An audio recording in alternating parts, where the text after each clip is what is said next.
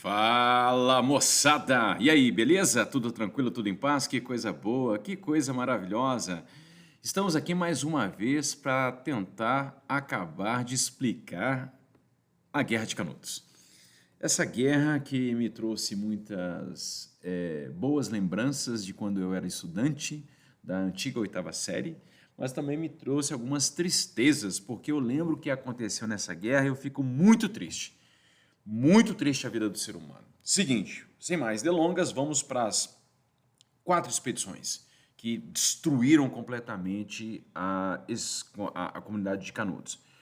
Bem, diante daquelas, no último vídeo, eu falava um pouco sobre a exigência, sobre a mobilização das autoridades políticas, religiosas e econômicas para acabar com Canudos. E aí, então, foi feito, sob o pedido dos prefeitos das cidades próximas ali de Canudos, eles fizeram um pedido ao governo do estado, e o governo do estado, então, enviou mais ou menos 100 homens para inicialmente proteger Juazeiro, porque havia, afinal de contas, um boato de que os sertanejos iriam invadir Juazeiro para buscar as madeiras que haviam comprado.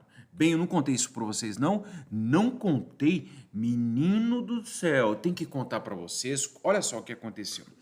Bem, Canudos vivia uma situação tranquila lá, os sertanejos viviam no dia a dia com suas rezas, orações e rotina.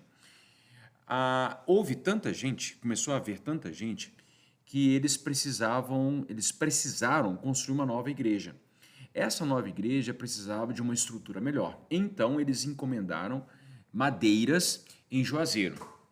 Pagaram adiantado, mas a madeira não veio. Depois de ter esperado bastante tempo, o Antônio Conselheiro mandou um recado dizendo o seguinte: olha, se for por falta de gente para carregar madeira, vou mandar aqui pessoas para ir buscarem. Para irem buscar, desculpa aí meu português, tá? E aí, essa mensagem ela foi transformada em ameaça, muito convenientemente, tá? E dessa forma se espalhou o boato de que os sertanejos iriam invadir Juazeiro. Bem, por causa disso, portanto, o governo do estado enviou 100 homens para proteger Juazeiro. Como os sertanejos não avançaram sobre Juazeiro, porque eles não iam fazer isso, depois de lá, então, esses 100 homens se deslocaram para o povoado de Uauá. Uauá é bem legal, né? Uauá. Foram até Uauá. E lá em Uauá, já seria o último ponto ali, avançado de descanso antes de partir para Canudos, eles foram surpreendidos por um ataque dos sertanejos, que já estavam sabendo da força dessa primeira expedição. Então eles não aguardaram, os sertanejos não esperaram o ataque lá no povoado. Então eles anteciparam, encontraram com esses soldados lá na cidade de Uauá, no povoado de Uauá. O combate foi uma coisa sangrenta, foi uma carnificina, porque morreram muitas pessoas dos sertanejos, porque afinal de contas eles não tinham armas.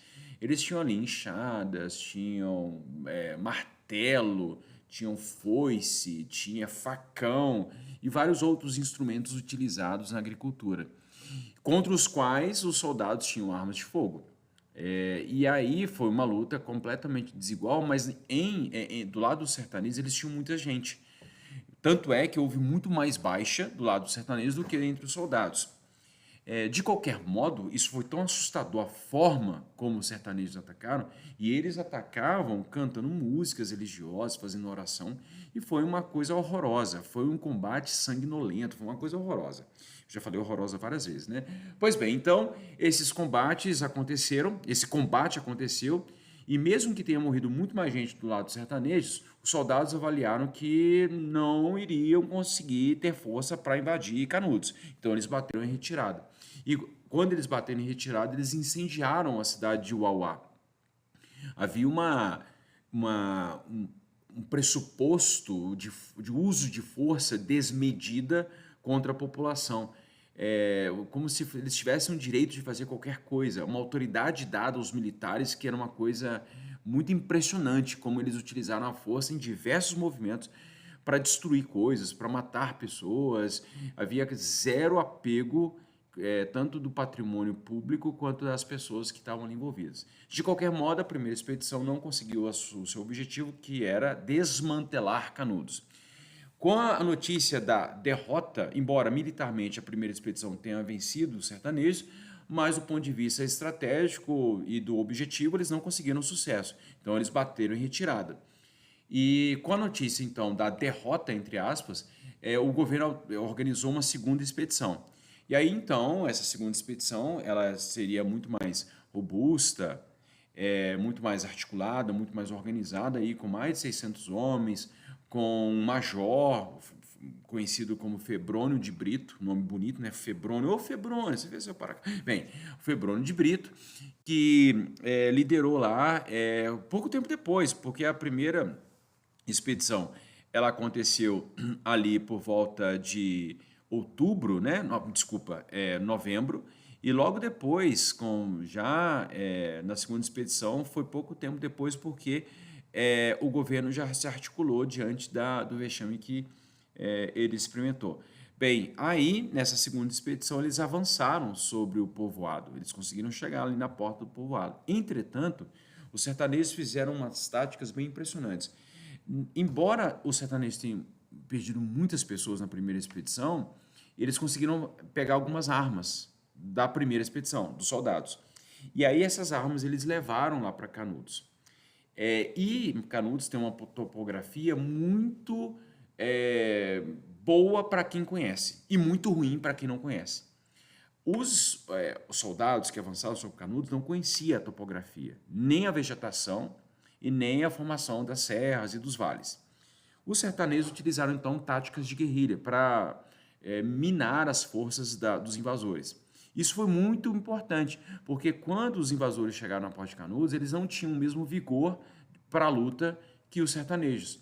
Então, mesmo com muito mais homens, com uma articulação militar muito melhor, com mais equipamentos bélicos, eles também não conseguiram vencer. E aí tiveram também que bater em retirada. Aqui, então, nós temos uma vitória, efetivamente, de Canudos sobre a segunda expedição. Quando os sertanejos vencem a segunda expedição, vira uma questão de honra. Aí agora já temos um problema de ordem maior. Começa a se espalhar não só ali no Nordeste, mas também chega na capital, a ideia de que Antônio Conselheiro estava ameaçando a República. E era uma vergonha para o exército, que no caso as duas primeiras expedições eram da polícia, mas eram militares, era a polícia, a força ali militar repressora do Estado. Então, houve agora uma mobilização do governo, que era o Prudente de Moraes, para tentar acabar com a comunidade de Canudos. Quem que eles vão convocar? O Coronel Moreira César. O Coronel Moreira César, ele era veterano da Revolução Federalista. Eu havia dito em algum momento que ele era veterano da Guerra do Paraguai, mas ele, na verdade, era veterano da Revolução Federalista. E ele era conhecido como o degolador, porque quando ele aprisionou, quando ele capturou prisioneiros de guerra, ao invés dele garantir um julgamento, o aprisionamento, ele mandou degolar centenas de pessoas, mais de centenas de pessoas. Bem, então ele foi à frente de 1.300 homens, eles saíram predominantemente ali do Sudeste, só que uma coisa muito problemática que estava em desfavor dessa expedição era o desconhecimento do sertão. Então, por mais que houvesse ali um preparo, uma organização militar muito melhor, pelo menos o dobro de gente que está na força da terceira expedição, e embora eles também estejam carregando equipamentos como, por exemplo, canhões mais potentes para avançar sobre Canudos, e também, embora eles tenham conseguido fazer estragos significativos no povoado, eles também não conseguem vencer. E por quê? Porque antes deles chegar em Canudos, os sertanejos fazem uma expedição também de antecipação. Eles não esperam essa força de 1.300 homens chegarem em Canudos.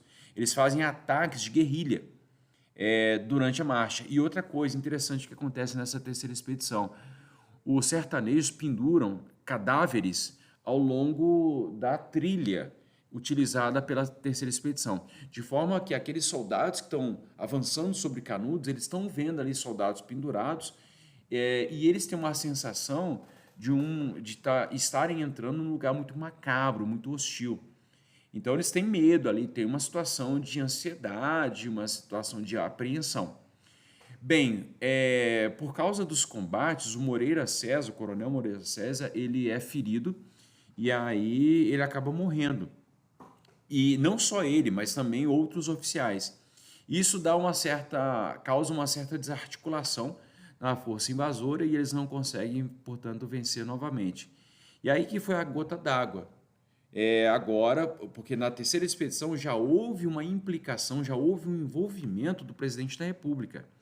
E a derrota nessa terceira expedição, ela foi uma grande vergonha. Ela colocou, de fato, em suspensão a autoridade da República. E aí havia uma grande pressão dos chamados florianistas. Os florianistas, ou jacobinos, eram ali um grupo muito barulhento que adoravam o Floriano Peixoto, e havia uma pressão desse pessoal para o retorno dos militares ao poder. E eles acusavam o governo do Prudente Moraes como um governo fraco. E aí a derrota da terceira expedição comprovava o discurso desses florianistas, dizendo que o Prudente Moraes era fraco. E aí o Prudente Moraes ele vai ter que tomar uma atitude diferente, ele vai ter que fazer uma organização diferente, ele vai ter que se mobilizar de uma maneira diferente. E isso ele faz na quarta expedição. A quarta expedição, meu amigo, agora o bicho vai pegar. O que ele vai fazer? Ele vai nomear um general, que vai liderar uma força extraordinária de mais ou menos 8.000 homens. Só que essa força de 8.000 homens, ela vai ser dividida, tá? E outra coisa, o ministro da guerra ele também vai estar envolvido diretamente. Então vai ter o envolvimento do ministro da guerra, um general comandando os dois batalhões, os dois grupamentos, e cada um dos grupamentos também vai ter um general. Então você tem uma coisa completamente inédita, que é o envolvimento do alto oficialato nessa guerra. E esses caras vão pessoalmente para a guerra. Inicialmente é enviada a primeira leva, com 4.000 homens. E o que é interessante, que isso eu não contei, eu estou contando agora, então quem está vendo esse vídeo vai ter o privilégio de ouvir essa história. Essa primeira expedição que ela sofre tremendas derrotas. Por quê? Porque a mesma estratégia utilizada na terceira expedição é utilizada também na quarta. Só que acontece o seguinte, quando há uma divulgação do envolvimento diretamente do presidente, do alto oficialato do Exército, populariza-se uma ideia no sertão do Nordeste, no sertão do Nordeste, de que o Exército está invadindo o território do Nordeste. Então, pessoas que nem moravam em Canudos passam também a ser solidários a Canudos e passam também a empreender ataques às tropas invasoras. É como se o Sudeste estivesse invadindo o Nordeste. Então, vai haver uma solidariedade interessante ali. Tanto é que esse primeiro grupamento ele vai sofrer grandes derrotas e vão ter muita dificuldade também para ter suprimento, a renovação de suprimentos. É uma força militar significativa, 4.000 homens, é uma coisa muito impressionante para esse momento da história, mas eles vão ter muitas dificuldades. Eles não perdem as batalhas, eles perdem batalhas, mas eles não perdem, por exemplo, a guerra, né? Eles continuam lá, tanto é que aí o ministro da guerra ele vai pessoalmente para a frente de batalha para justamente reorganizar a logística. E essa presença ela vai ser fundamental, porque ele vai precisar de dinheiro, vai precisar de articulação, de logística, de infraestrutura para conseguir atacar. E a outra força que vai depois, ela vai para um outro caminho. E aí isso foi fundamental, porque o ataque por outra frente vai fazer com que vai criar uma percepção de que Canudos não conseguiria se defender. Bem, a guerra é uma coisa, ela começa ali já em meados de 1897, mais ou menos em julho, com fragorosas derrotas para o exército invasor, mas, sobretudo, agosto e setembro há uma reviravolta a favor da quarta expedição. E aí, bem, aí os sertanejos só vão acumular derrotas. No finalzinho de setembro, quando os sertanejos percebem que eles vão perder, muitos deles acabam se entregando com a promessa de que eles não seriam presos, não seriam mortos, mas há uma ordem de degolação. Então, centenas de pessoas são degoladas, é um massacre horrível, é um banho de sangue horroroso que acontece em Canudos, é uma coisa que mostra muito como que o Estado brasileiro, o Estado republicano brasileiro, trata a questão social que envolve, que pressupõe Canudos, como um caso de polícia. Então não há qualquer tipo de anistia ou qualquer tipo de benevolência em relação àquelas pessoas. Então elas são brutalmente assassinadas, a maioria não sobrevive, mesmo aqueles que se entregaram, com bandeira branca inclusive, e houve aqueles que lutaram até a morte.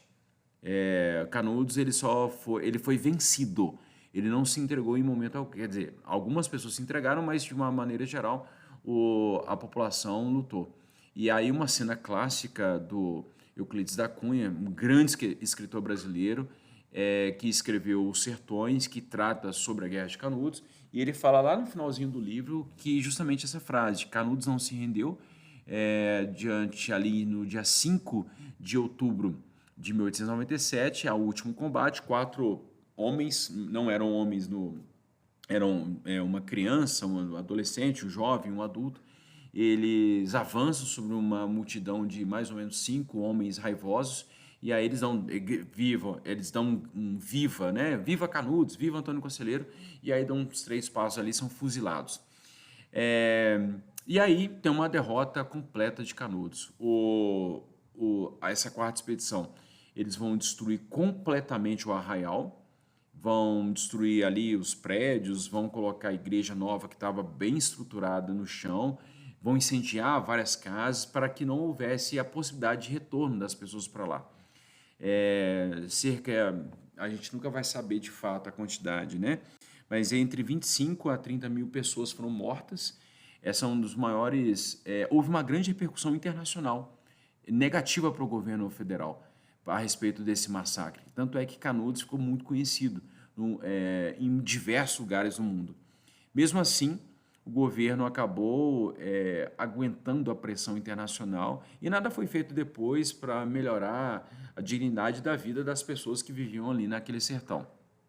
O corpo de Antônio Conselheiro, que morreu no finalzinho de setembro, foi encontrado, né, indicaram, possivelmente sob tortura, onde estava enterrado, e aí eles cortaram a cabeça dele também e levaram para Salvador para ser estudado, porque se pressupunha que era possível, baseado na pseudociência chamada eugenia, que era possível compreender a natureza da loucura que motivou Antônio Conselheiro fazer o que fez.